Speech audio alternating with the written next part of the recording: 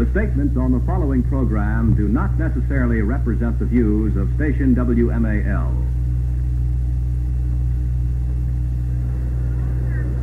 The Black Muslim, a special report featuring an exclusive interview with Malcolm X, official spokesman for the Black Muslims and minister of Muhammad Mosque No. 7 in New York's Harlem District.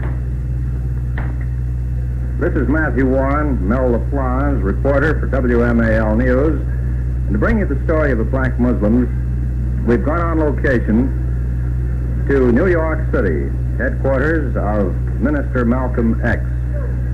This restaurant is Temple No. 7, one of the representative spots for the Black Muslim religion. Mel, suppose we go inside and talk with Minister Malcolm X. Fine, he's waiting for us now. Right. Our exclusive, uninterrupted interview with Minister Malcolm X follows this message.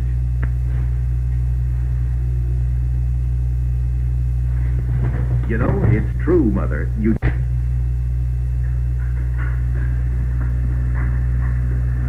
How are you, sir? Very good, sir. How are you, sir? Yes, sir. Won't you be seated? Thank you. Thank you. Minister Malcolm X, we want to thank you for permitting us to come in to film you and to talk with you today about the Black Muslims. It's a little bit unusual to come in and find you in a restaurant for your office. Is this your headquarters? Well, here in Harlem, this Temple No. 7 restaurant is where most of the Muslims come, and not only the Muslims, but the so-called Negroes, period, who think like we do. Well, that's what we want to find out. What makes you think as you do, and just what you do think? Well, we think according to the teachings of the Honorable Elijah Muhammad, and we act according to that which he has taught us. Now, who is Elijah Muhammad?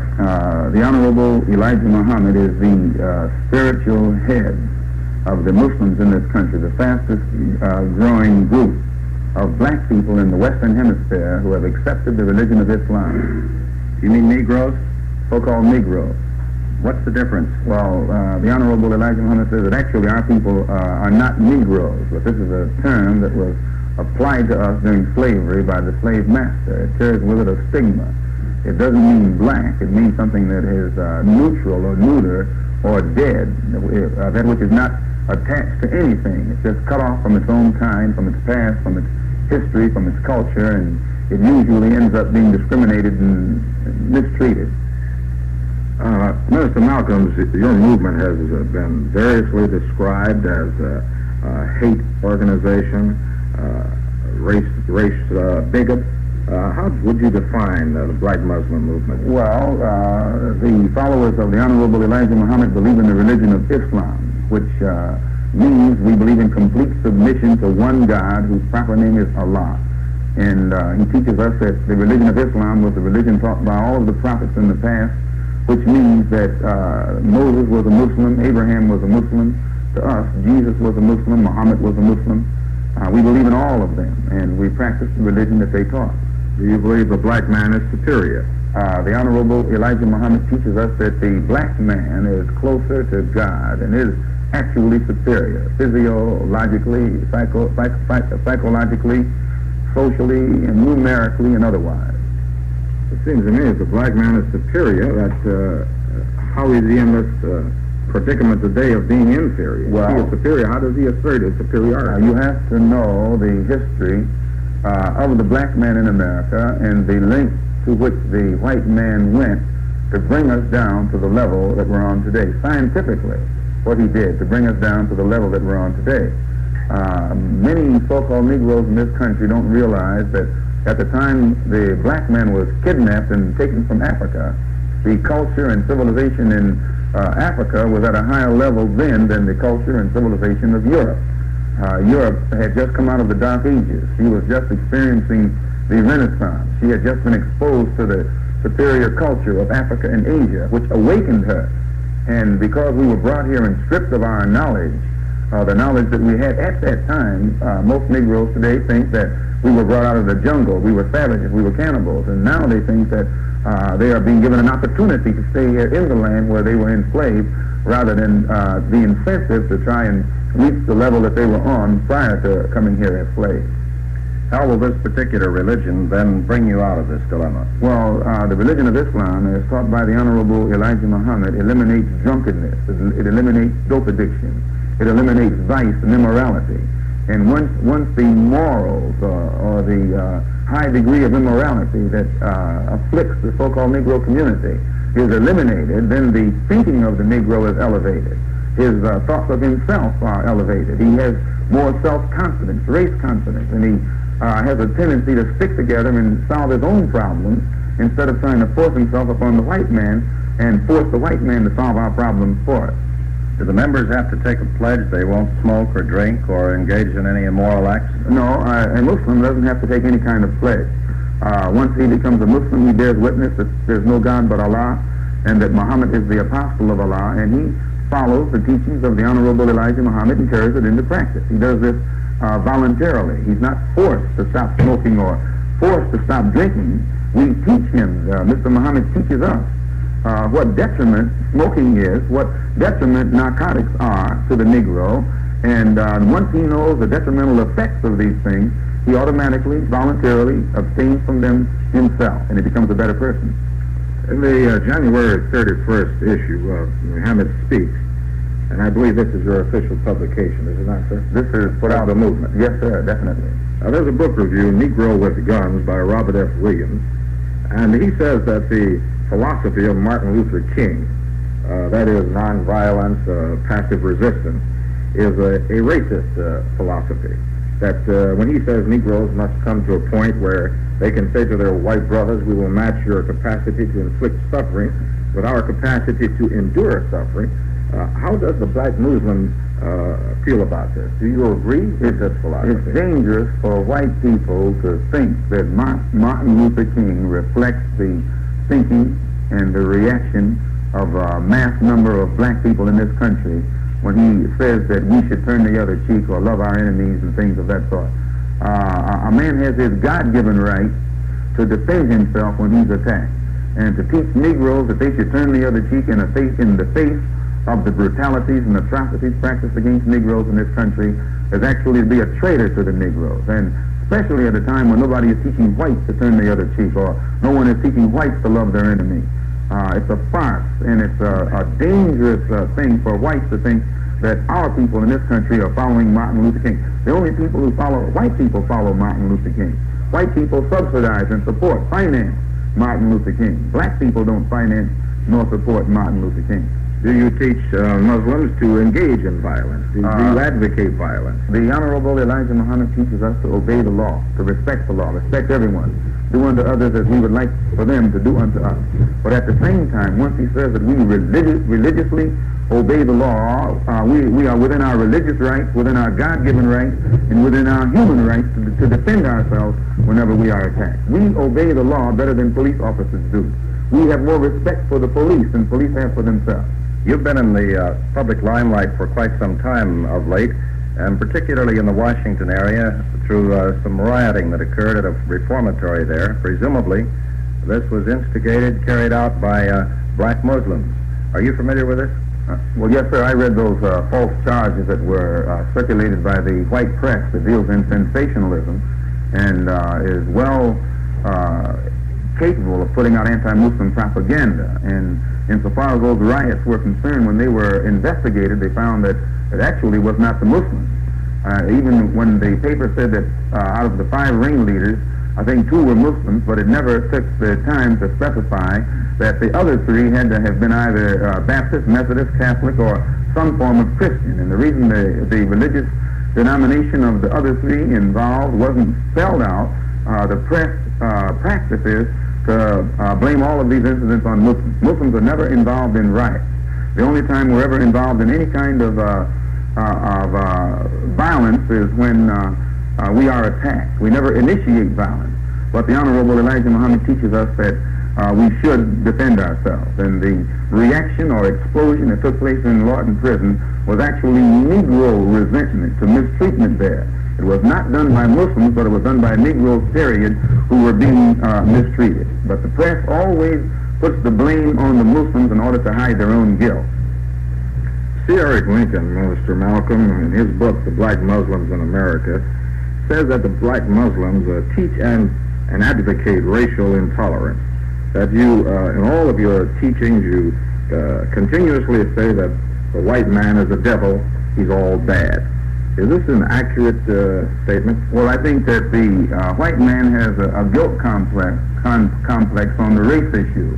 And he knows that what he has done to the so-called Negroes in this country has been so criminal. And had it been done to him by blacks, he feels that that he would hate the blacks who mistreated him. So today, this guilt complex makes whites think that all Negroes, as fast as they awaken and start thinking for themselves, hate him. And if he is not a devil, then the white man should take the initiative himself in proving that he's not a devil. And also, when you read the history of what the white man has done to the so-called Negro in this country, the mistreatment, the exploitation, the lynching, and the relegating us to second-class citizenship, even here in the 20th century, 1963, why these are deeds that they have done, and their deeds don't make them appear to be angels. In your paper, Muhammad Speaks, the January 31st issue, it said here that you teach under the flag of America that the black man receives suffering, he's in slavery, and the ultimate is death. Is this advocating the overthrow of the government? I've never heard the Honorable Elijah Muhammad advocate the overthrow of any government, but that's history. If the black man wasn't being brutalized, made to suffer, and his rights taken from him here in this country, we would not have a race problem. Are you an American? If I was an American, there would be no race problem. If the white people in this country thought that black people were Americans, there'd be no race problem. You're not American. Does this bring any legal question into your organization? I don't know how you mean. The Constitution of the United States... America. America rejects us. The Constitution of the United States classifies the Negro as 3/5 of a man. This means subhuman, or it classifies him as chattel, or property, or merchandise. So actually all the Negro in this country represents is 20 million pieces of property, stolen goods, who have been found today in possession of Uncle Sam.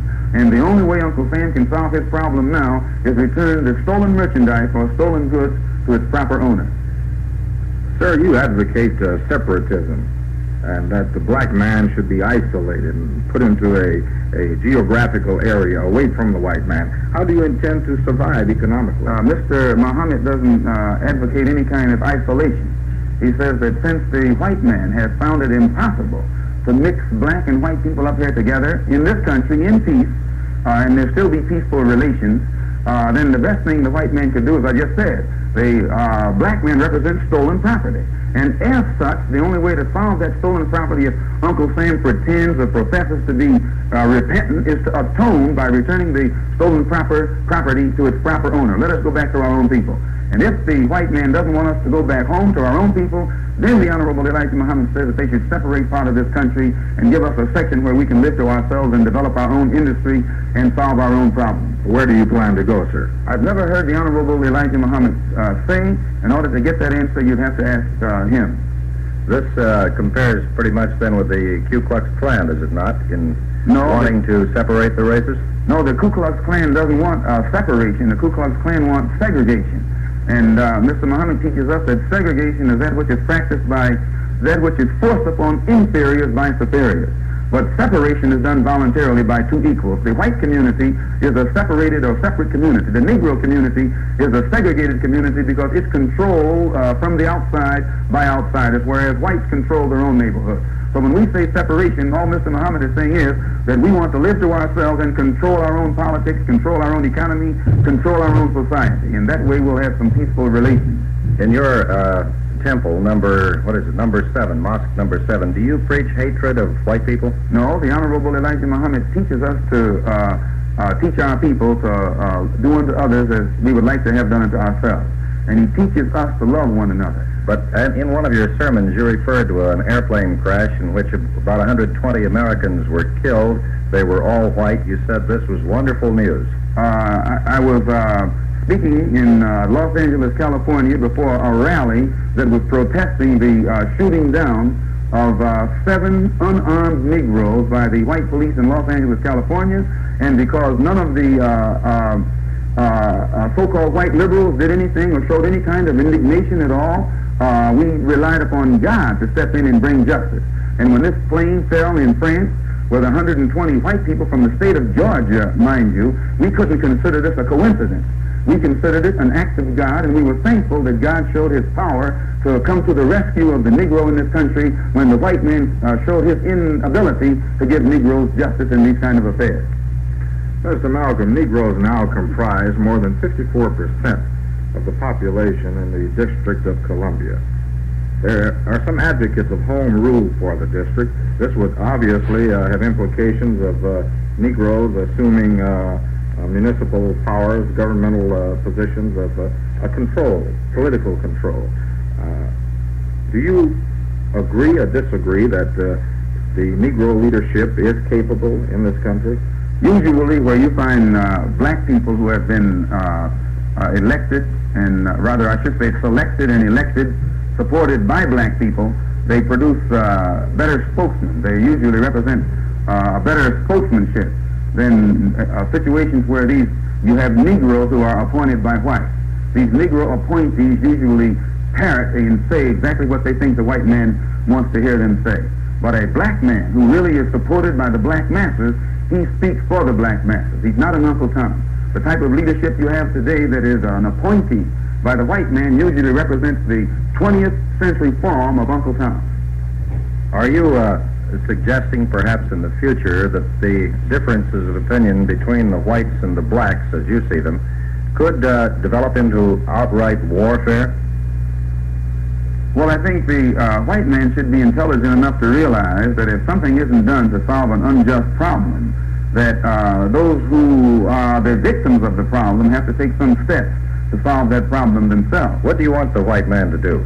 The white man should learn to face facts. The condition of the so-called Negro in this country isn't something that we are responsible for. We were kidnapped and brought here by the white man. And 310 years of physical slavery was instrumental in bringing us down intellectually, economically, and otherwise to the level that we're on today. Now, the white man should face this as a fact.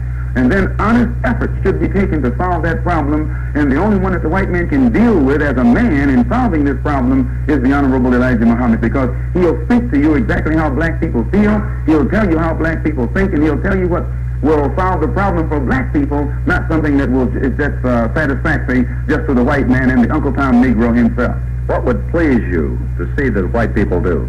Well, you'd have to go and ask the Honorable Elijah Muhammad. That's his mission. His mission is to solve the problem for the 20 million black people. And the only way the white man's problem will be solved is when he sits down and talks to Mr. Muhammad face to face as a man, because Mr. Muhammad is the one who represents the masses of black people in this country. You've indicated, sir, that your objective is human dignity. What means are you using to achieve this end? Yes, the objective and aims of the Honorable Elijah Muhammad is to restore. God has raised him from our midst to restore human dignity to the black people of America, manhood and nationhood. And the method by which he does this is to reform us of our immoral habits, our immoral behavior, and our immoral thinking. And by reforming our behavior and our thinking, he makes new people out of us. That is, we think and act like a man, and we try and stand on our own feet and solve our own problems. He eliminates dope addiction, drinking, smoking, stealing, lying, cheating, gambling, all in the disrespect for womanhood. He makes us respect our own women and do what is necessary to elevate them and protect them and get others to respect them also. You are the son of a Baptist minister, and about 20 years ago you rejected Christianity. What happened? Well, my experience taught me that something was wrong with Christianity, because it definitely didn't practice what it preached. And so I ended up living a very wayward life until I went to prison. And while I was in prison, I heard the teachings of the Honorable Elijah Muhammad by one of my brothers who wrote to me, and I accepted it immediately and have been able to reform and rehabilitate myself as well as many others ever since. Is there any support of your ideology by communism? No, you'll find that communism is atheism, and you can't be a Muslim unless your religion is Islam, which means you must believe in one God and all of the prophets of God. Would you accept money from the communists? That's a hypothetical question. I don't know. It would be left up to the Honorable Elijah Muhammad. I might say this, that most Negroes who are communistically inclined are usually married to white women. And because we are against intermarriage, that particular type of Negro finds Islam a bit resentful or objects. He can't take it. So you don't find communism usually mixed up with Muslims. How do you stand with the law? We obey the law and respect the law better than the law does, as I told you earlier. The followers of the Honorable Elijah Muhammad are taught to respect and obey authority. And usually we never have any kind of situation or incident involving police unless the police themselves break their own law by attacking us.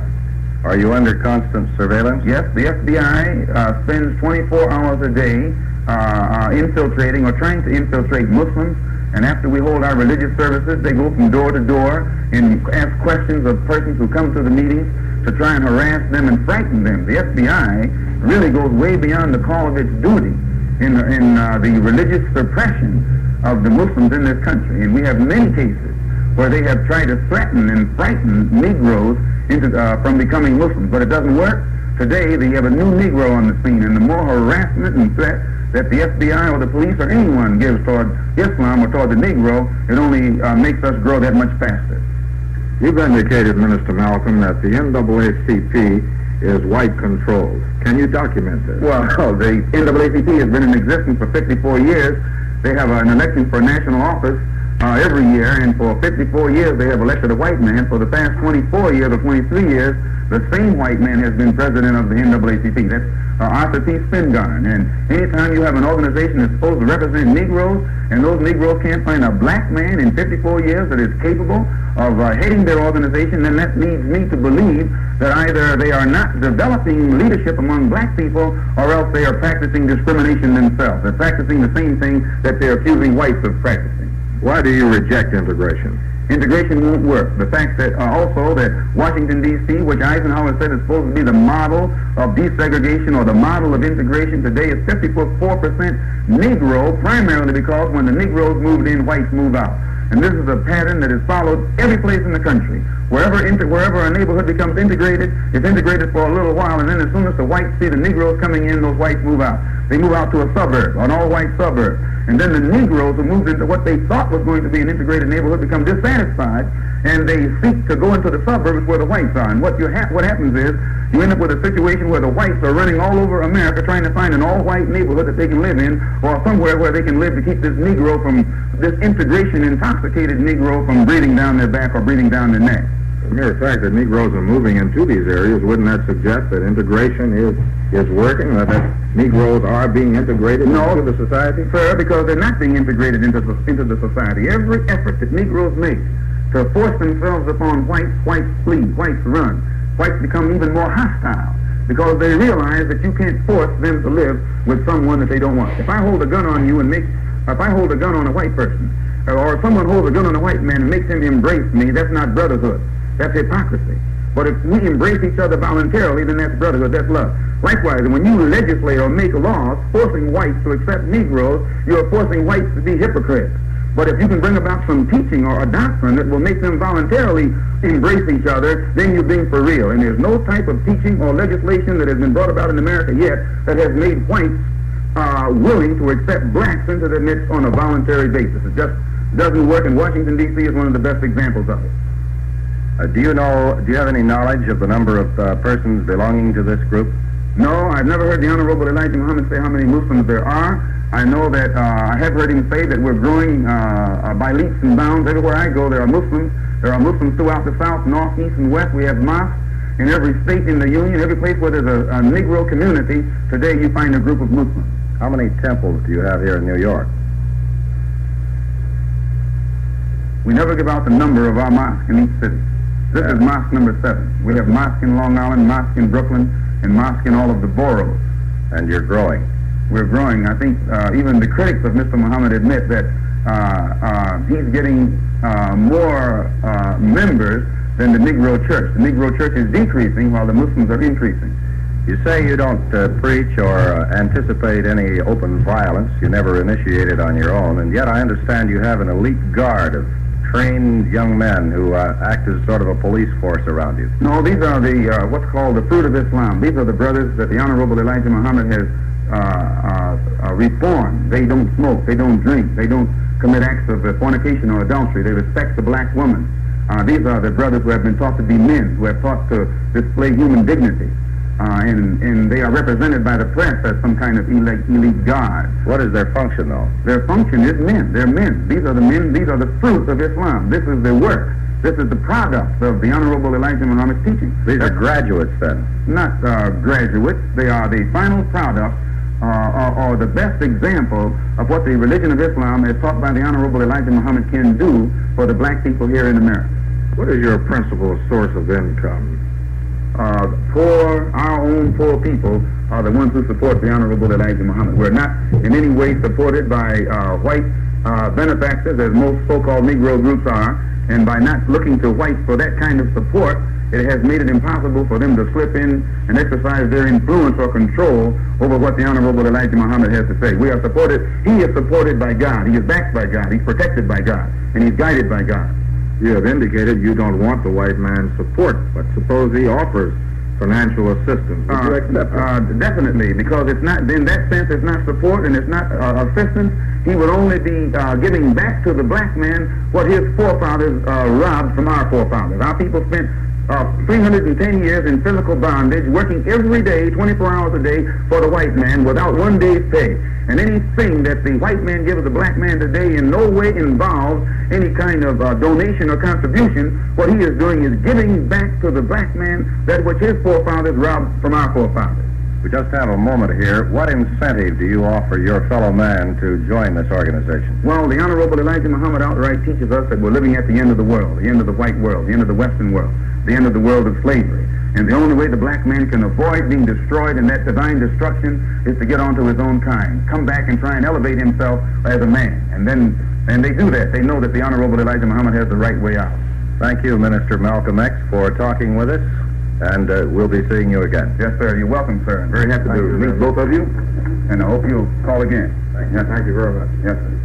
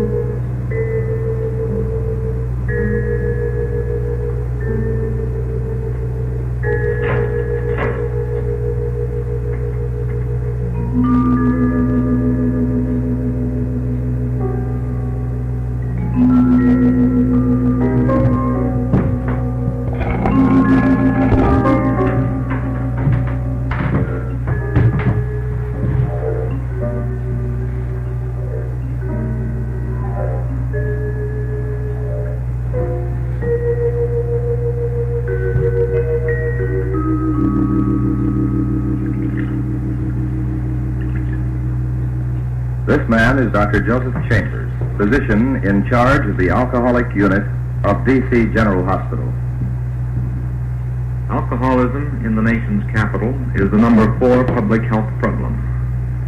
There are reliably estimated to be in the neighborhood of 100,000 alcoholics in Washington, D.C. and the adjoining counties.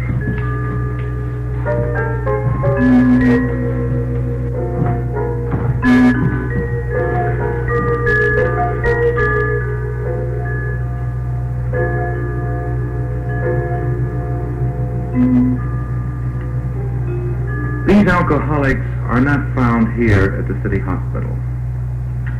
Here we have the end stages of the illness. This is a complex illness, alcoholism. It has social, emotional, and finally physical factors.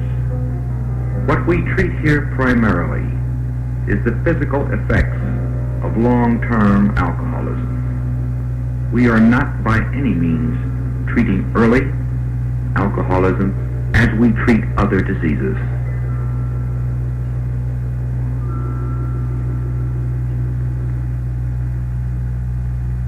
The medical treatment of the alcohol withdrawal state has been developed here and elsewhere to a fine science, so that mortality is now quite low. Here, we are using one of the latest drugs effective in the treatment of alcoholics. Within a few minutes, our patient will be much more comfortable. A little later, he will sleep, even take fluids, and begin to eat again. He will begin to get well. This will take from 4 to 10 days, just for physical recovery. We are fortunate here at DC General. Our nurses, attendants, our personnel are experienced and dedicated, and they treat the suffering alcoholic as he is, a sick person.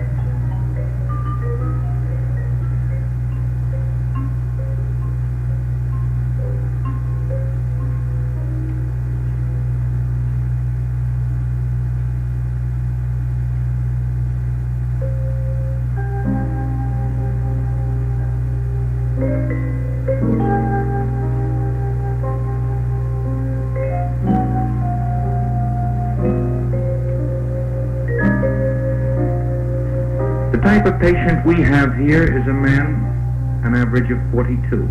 This is his 6th hospitalization. He has been an alcoholic 10 or 15 years.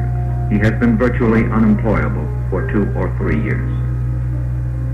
Here we are treating the end result of the illness. Here we are treating the delirium tremens, the convulsions, the pneumonias, and the varied physical problems that are the result of alcoholism. Here we treat less than 15% of the total alcoholic population. Over 85% of alcoholics are employable, working, from all professions, trades, skills. They are not found in this hospital or in the police precincts, in the drunk courts. Rather, they are working, and usually family members, members of the community, and superficially good citizens.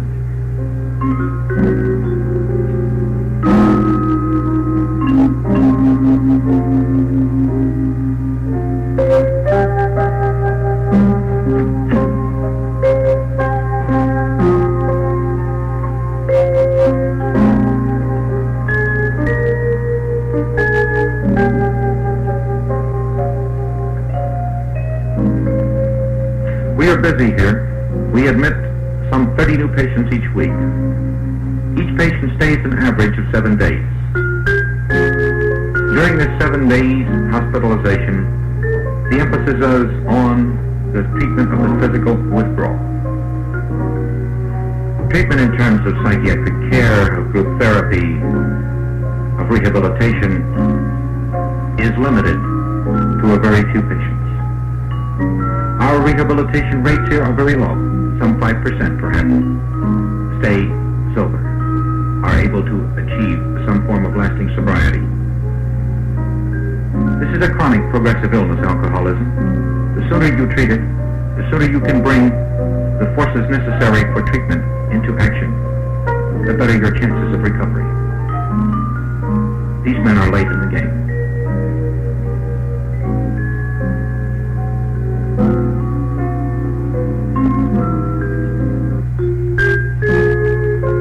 Alcoholism is a behavioral illness. It is characterized by bizarre drinking behavior. This is alcoholic drinking. My husband won't know our watering. He'll go and mix drinks anyhow. Nobody will know. Excessive drinking must be hidden, denied for the alcoholic. She even hides this from herself. She doesn't really know how much she drinks. The close hammer. He'll never think of looking for it there. Hiding alcohol from the family is another late sign of the already established disease.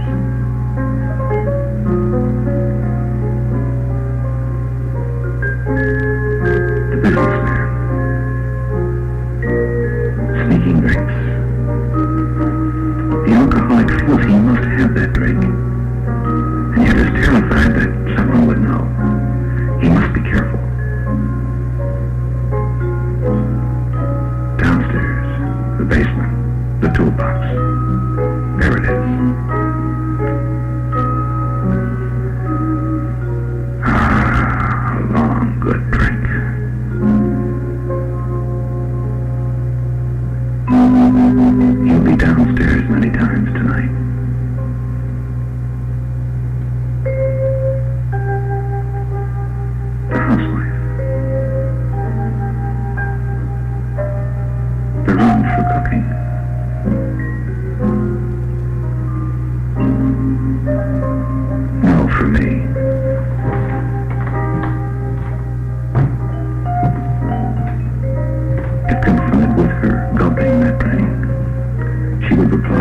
only tasted it.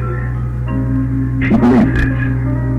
Self-deception is a hallmark of alcoholic thinking. The problem for the alcoholic is not getting them in, it's getting them out. So guilt-ridden over the evidence of his abnormal drinking, afraid of what even the trash collector might think, the empties go into the neighbor's trash. 2 a.m. Nurse screaming. Can't sleep. She needs something. Anything. Shaving lotion.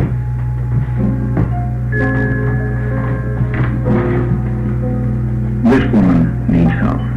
She cannot help herself any more than the others could. There is help available. This man is an alcoholic. He is seeking help through the Washington Area Council on Alcoholism. This agency is an affiliate of the National Council on Alcoholism and is available to help those concerned to better understand the nature of the disease and to determine the most suitable resources for treatment. The Council serves as an information resource for all individuals, groups, and agencies concerned with the problem of alcoholism. It is also designed through its Alcoholism Information Center to extend information and education to the general public. In addition to developing educational programs in cooperation with schools and universities, the Washington Area Council coordinates community efforts in the field of alcoholism control. Though small in size, this agency provides a vital function. To the alcoholic in need of help, the Washington Area Council on Alcoholism can be the starting point on his road to recovery.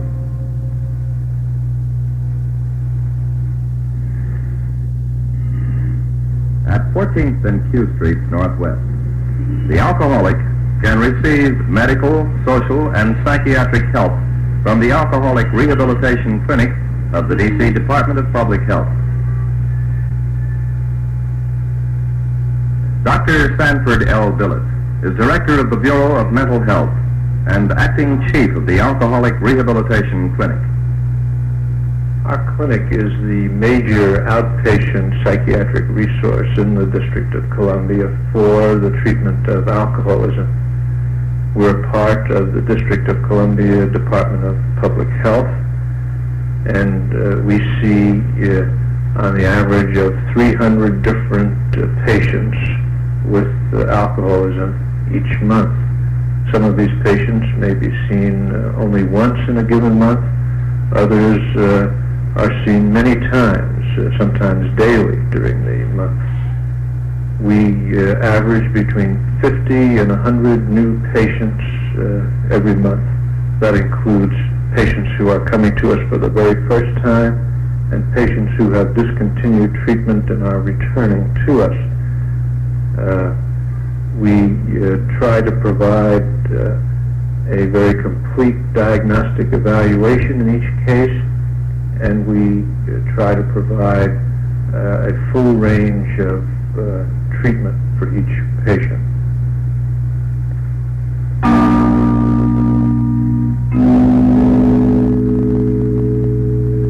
When patients first arrive in the clinic, they're registered, some basic information is obtained about them, and then they're seen by our public health nurse. And the nurse has to make some very important decisions about whether the patient clearly can be handled as an outpatient or whether the patient clearly needs to be hospitalized. If there's any doubt, then the physician is asked to see the patient at that initial stage of our contact with him. If the patient does not have to be admitted to the hospital, then we proceed with our regular handling of the patient, which would include medication for the patient and referring the patient into our orientation group. In this meeting, all new patients are given an orientation to the clinic and are given some information about alcoholism through films and through our speaking to them. If a patient shows up for this group meeting, then we meet with the patient in an individual meeting, do an extensive evaluation of the patient, and then have a diagnostic and treatment planning conference in which we make decisions about diagnosis and initiate a treatment plan which includes individual psychotherapy, group psychotherapy, and medications that may be indicated. Our report on the alcoholic continues in 1 minute after this message. Our report on the alcoholic continues with Dr. Anthony Zappala. Dr. Zappala is an assistant professor at Georgetown and Howard University Schools of Medicine and is a practicing psychiatrist in the field of alcoholism. Alcoholism is a legitimate health problem. It has indeed become the fourth in importance of the great public health problems in this country. Alcoholism and its causes is a topic of some controversy. The causes of alcoholism are not specifically known. We do have some understanding of complex causal factors of alcoholism. The sickness alcoholism represents trouble in the individual, trouble in the personality. There is a personality that is afflicted with emotional problems, with immaturity, if you will. It's these problems, this immaturity, that is the essence of the sickness alcoholism, where the moderate use of alcohol, the folk way of using beverage alcohol, has gotten out of hand. The individual has lost control, and it's this loss of control over the use of alcohol that we call alcoholism. As a consequence of the loss of control, the individual's life becomes seriously impaired, progressively impaired, so that he generally must get help if he is to recover from the illness of alcoholism.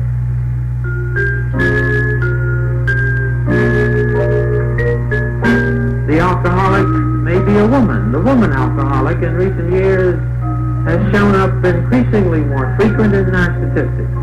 In the private practice, in my own private practice, I see alcoholic women more frequently than was the case in the past. And the alcoholic woman is found among the upper income groups, may I say. The increased incidence of alcoholism in women can easily be explained by the changing role of the woman in our society today.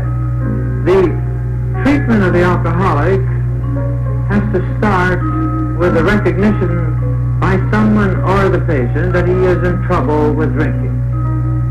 The general practitioner, the family physician, is very often the first person that is consulted when an alcoholic problem appears in the family setting. The general physician naturally will need the assistance of the community hospital, the general hospital, to treat the cooperative alcoholic patient, the alcoholic patient who wants treatment. The general practitioner has another important ally in treating alcoholics, and that's the pastor, the minister, the clergyman, who traditionally has been a helpful person for troubled people. The trust, the confidence that the clergyman radiates to the troubled person gives the clergyman a unique opportunity for helping the alcoholic patient and his family. And may I emphasize the importance of family in considering alcoholism, because the impact of the illness, alcoholism, the impact on the family is great. The impact on the children is very often a crucial factor in the rehabilitation. So that treating the family, the spouse of the alcoholic, is an important emphasis. supporting the work of the clergymen in the community for the treatment of alcoholism is the Pastoral Institute. This venture is now located at 3000 Connecticut Avenue, a venture between psychiatrists and clergymen to help troubled people who have a drinking problem. And to qualify for treatment with this agency, one must be referred by the pastor. Alcoholics Anonymous is another tremendous inspirational program for helping alcoholics. The inspirational value of Alcoholics Anonymous has been emphasized by many journals, by many publications. The expanding number of Alcoholics Anonymous groups everywhere is living evidence that the phenomenon of AA, a fellowship for helping alcoholics, has established itself beyond any doubt.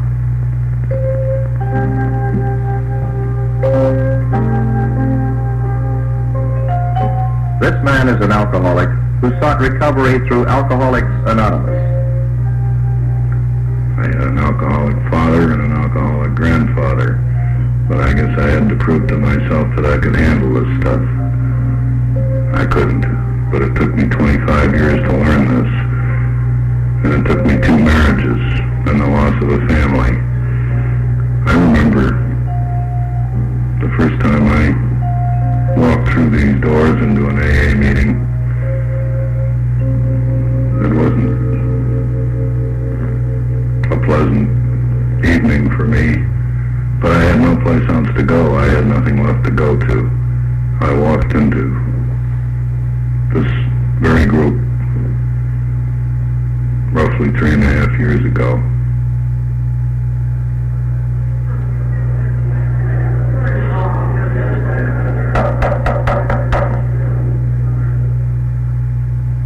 Good evening, ladies and gentlemen. It is the custom of this group of Alcoholics Anonymous to begin its meetings with the Serenity Prayer. Would you join me, please? God grant me the serenity to accept the things I cannot change, courage to change the things I can, and live with humility.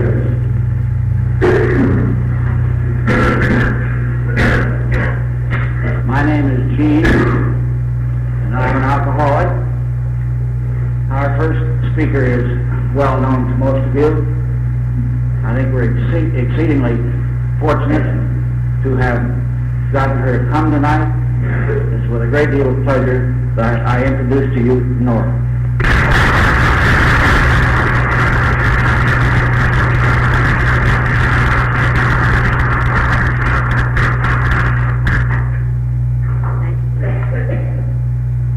My name is Nora.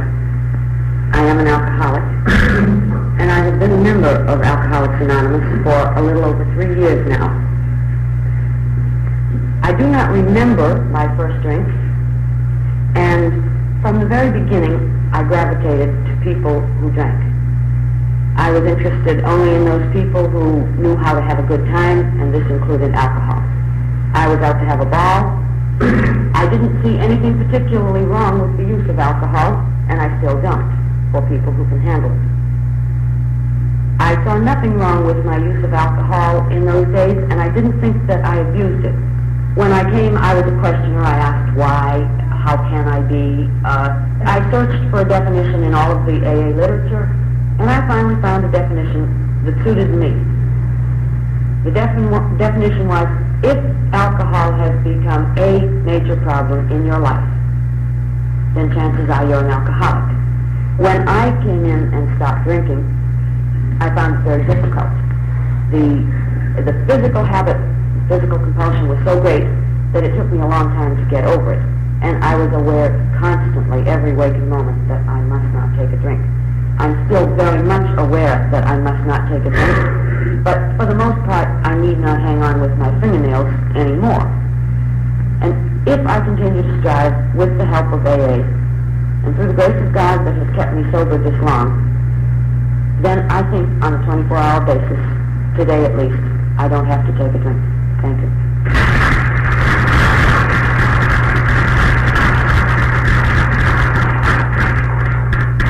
Thank say that this has been a typical open meeting of Alcoholics Anonymous, albeit a very good one. We'll close this meeting in the usual manner. If you'll join me in the Lord's Prayer.